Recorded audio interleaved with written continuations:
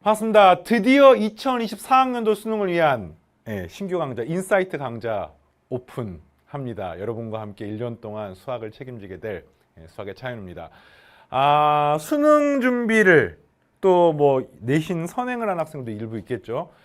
본격적으로 하는 첫 강좌고 개념 강좌고 결론부터 말하면 수능 문제를 다 막기 위해서 필요한 모든 이론적인 내용과 기출 분석 그리고 문제풀이까지 전부 다 이 강좌에서 다루기 때문에 이 강좌 하나를 다 마스터를 하면은 최소한 수능을 담았는데 부족하지 않은 모든 걸 다 채울 수 있을 겁니다. 거기에 이제 추가적으로 후수 강좌를 통해서 훈련하고 다지고 연습하고 이런 것들이 필요한 거죠.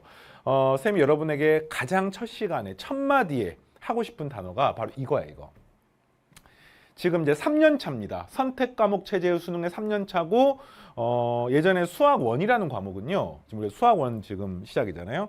수학 1이라는 과목이 대부분 문이과 공통 과목이거나 수능에 나올 때 또는 문과 수학 나영 시절에서 수학 1은 문과 학생들은 시험을 보지만 이과 학생들은 시험을 안 보는 쉽게 말하면 좀 라이트한 과목이었어요. 그래서 선택 과목 체제의 첫 해 시험이 2022학년도 수능 같은 경우에는 상당히 학생들이 여러분 선배들이 좀 이렇게 막 부담 없이 준비를 했단 말이에요. 과목도 어렵지 않고 또 기출 문제도 쉬워요.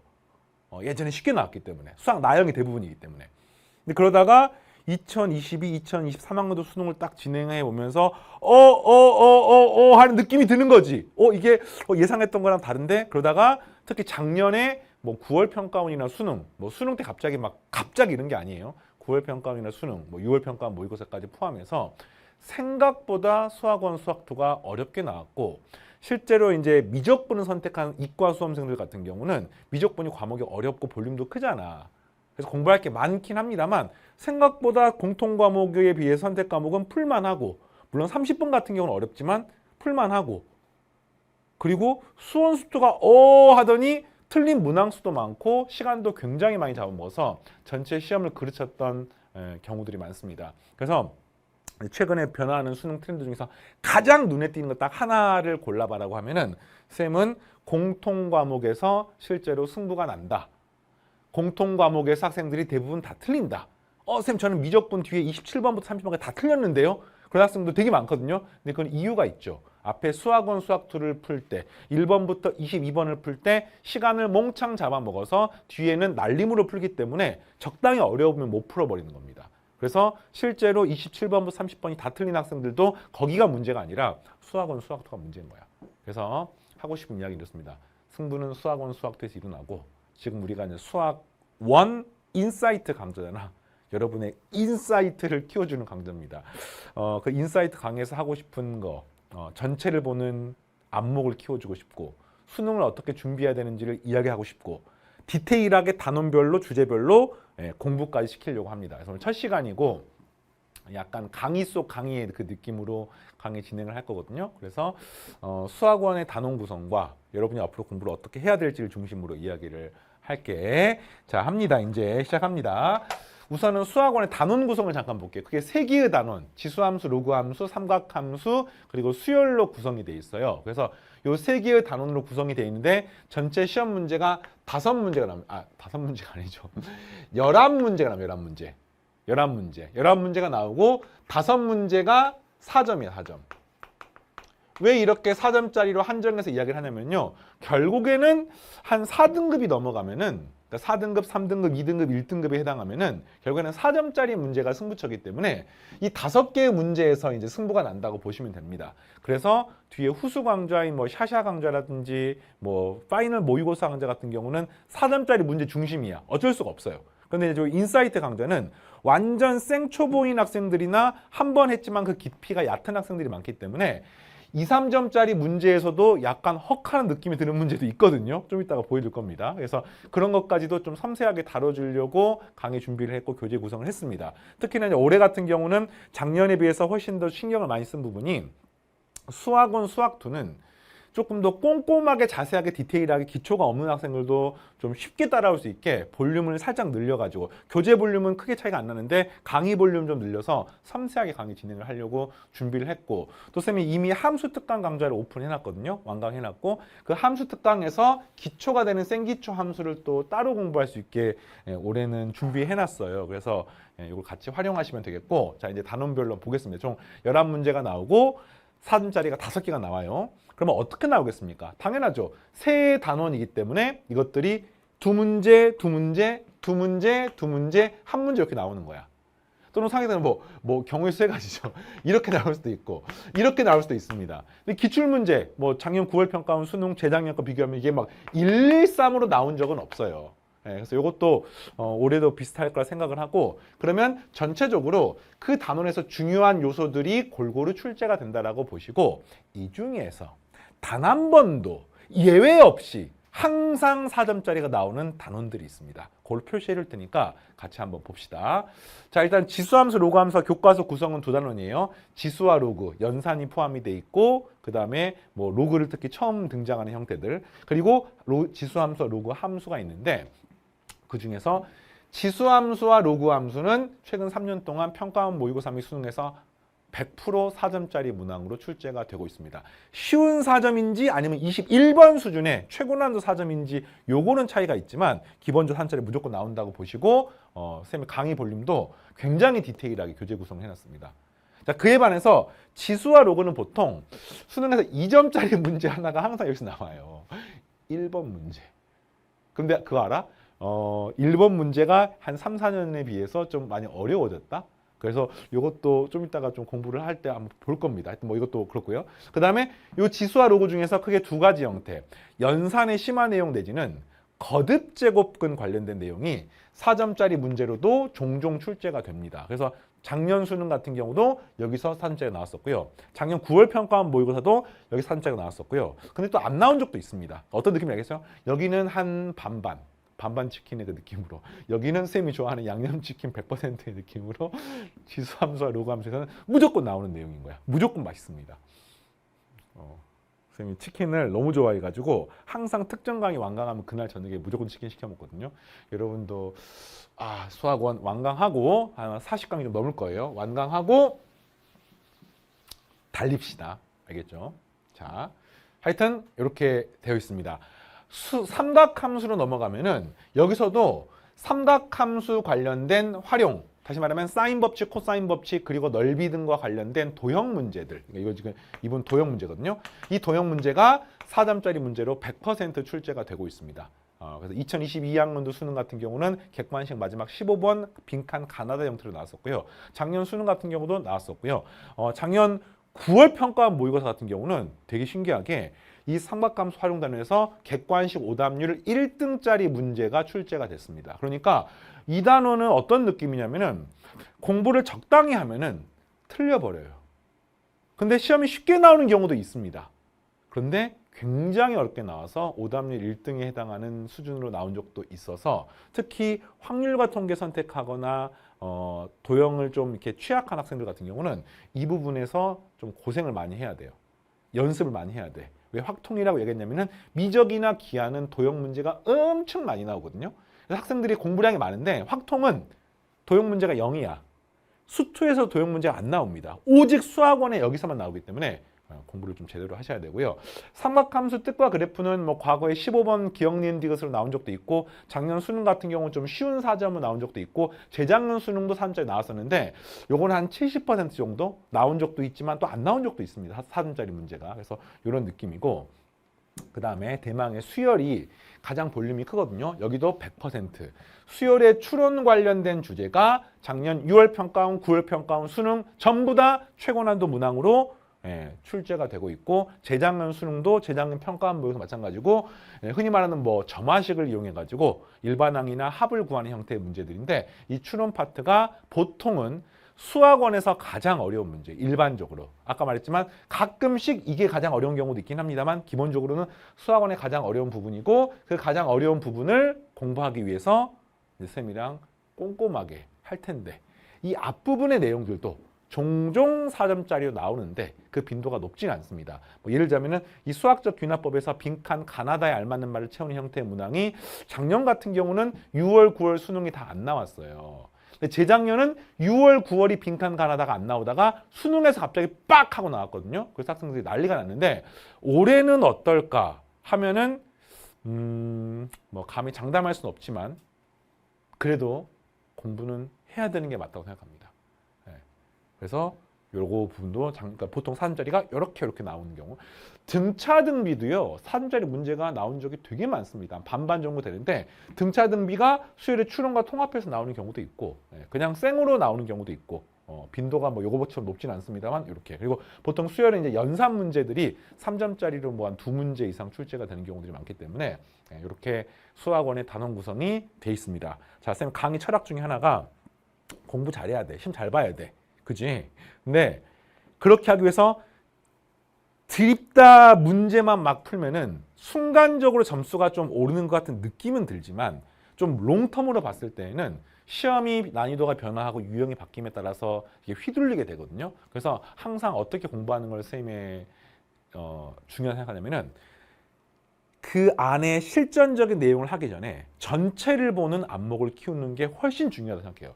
그 단원에서 중요한 주제가 무엇이고 수능의 최근의 트렌드가 어떻게 변화하고 있으며 여러분들 어떻게 공부를 하고 이런 내용들을 전체적으로 이해한 다음에 그 다음에 디테일하게 내용을 채우는 거야.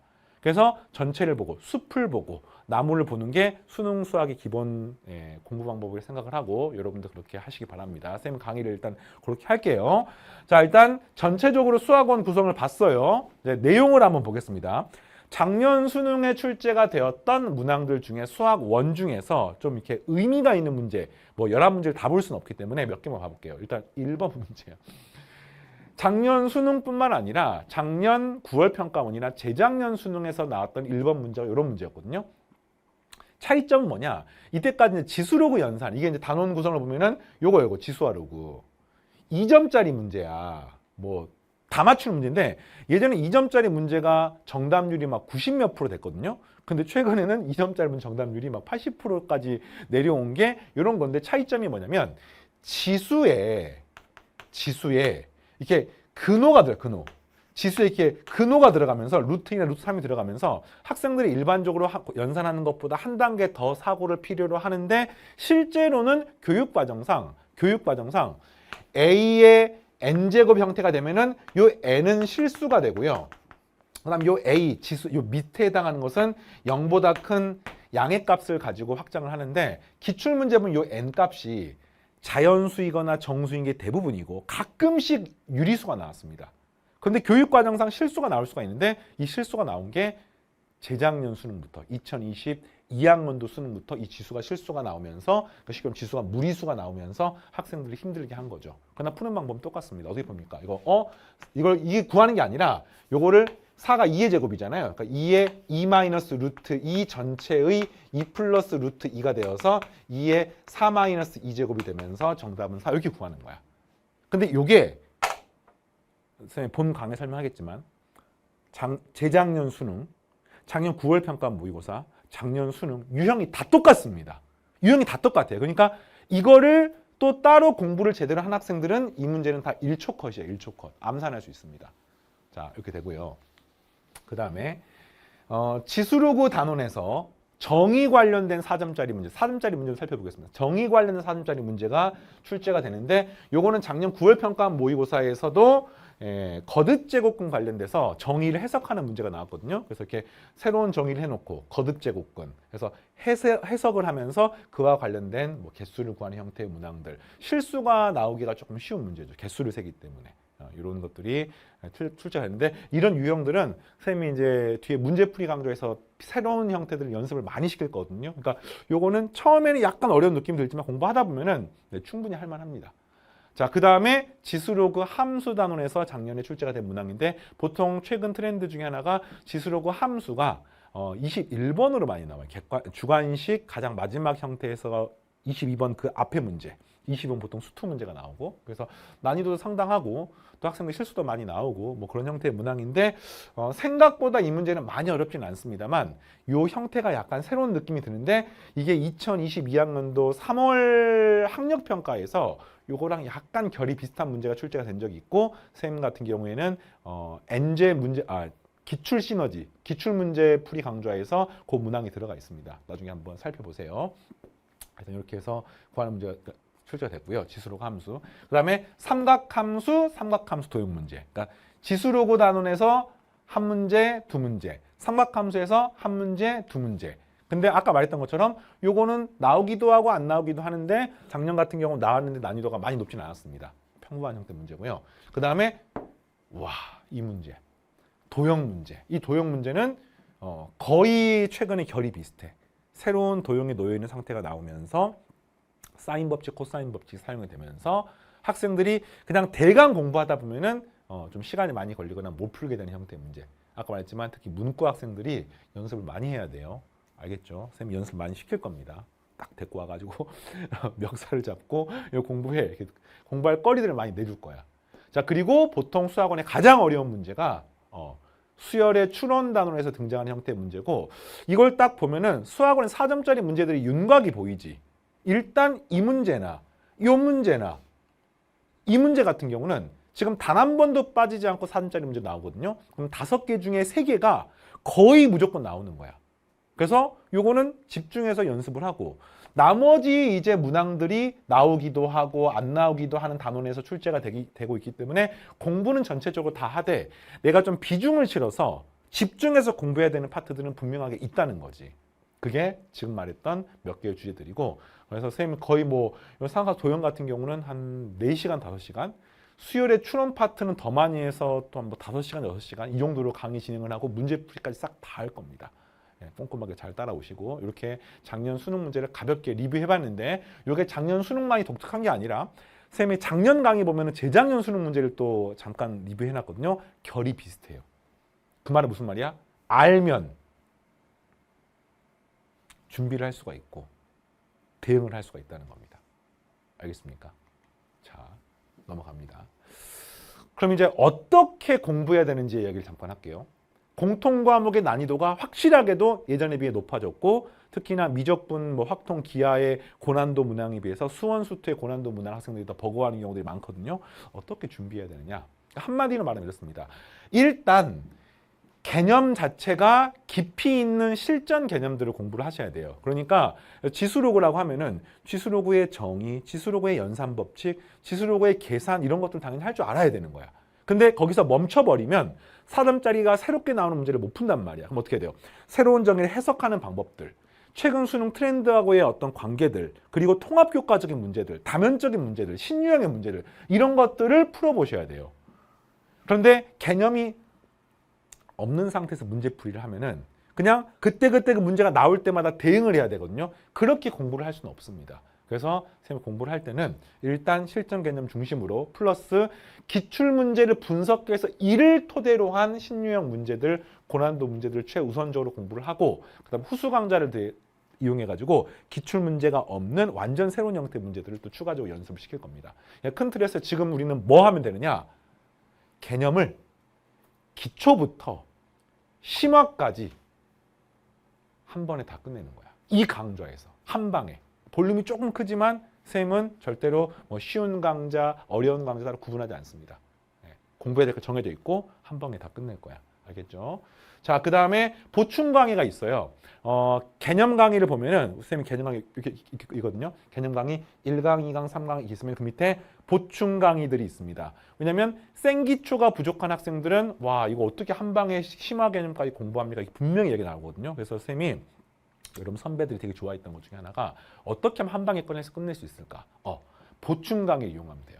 예를 들자면 1강에서 거듭 제곱근 관련된 이야기를 하거든요. 하다 보면은 그 1강에서 2차 함수, 그래프 이런 것들이 또 문제풀이 하다 보면 나오기도 해. 그러면은 그 밑에 보충 강의를 선택적으로 이용하고, 요거는 도츠 강좌를 활용하는데 이게 한 10분 내외의 클립형 강좌이기 때문에 내가 점과 직선 사이 거리 구하는 공식 몰라. 그러면 짧게 보고 오는 거야. 그 다음에 점과 점 사이 거리 짧게 보고 오는 거야. 함수의 그래프의 교점 모르겠는 거야. 짧게 보고 오는 거야. 2차 함수 모르겠어. 짧게 보고 오는 거야. 이렇게 이제 보충 강의를 같이 활용할 수 있게 구성을 해놨기 때문에 이걸 여러분이 함께 활용하시면 되겠고, 그 다음에 올해 새롭게 함수 특강 강좌를 준비해놨거든요. 그 함수 특강 강좌가 이제 기초 강의 단원에 도츠랑 함수 특강, 요거는 이제 도츠 올 전부 다 들어가 있고, 아까 앞에 말한 것들은 일강 관련된 내용을 따로 이렇게 쌤이 클립형을 해놨거든요. 요 함수 특강은 만약에 생기초가 부족하면은 본 강의 듣기 전에 6강인가밖에 안 되기 때문에 한번 쫙 보고, 심지어 교재를 파일로 만들어 놨어요. 여러분 보기 편하게 바로 볼 수 있게 이렇게 보고 강의를 듣는 거를 추천합니다. 자, 이렇게 전체적으로 강의가 어떻게 구성이 돼 있고 수학원이 어떻게 구성되어 있는지를 이야기를 했어요. 다음 시간부터는 진짜 이제 강의를 시작을 할 거야. 정신무장 제대로 하고, 그 다음에 끝났을 때 여러분들이 어떤 상태가 돼 있을지를 상상하면서 수학원 수학2에서 모르는 것 단 하나도 없다. 나 완벽하다. 라는 상태로 쌤 만들어 줄 테니까 쌤 믿고 열심히 따라오시고, 여러분들은 교재 준비하고 쌤 인터넷 강의에서 볼 수 있게 준비하시고 굳은 각오로 다음 시간 만나겠습니다. 다음 시간 만나겠습니다. 마치겠습니다.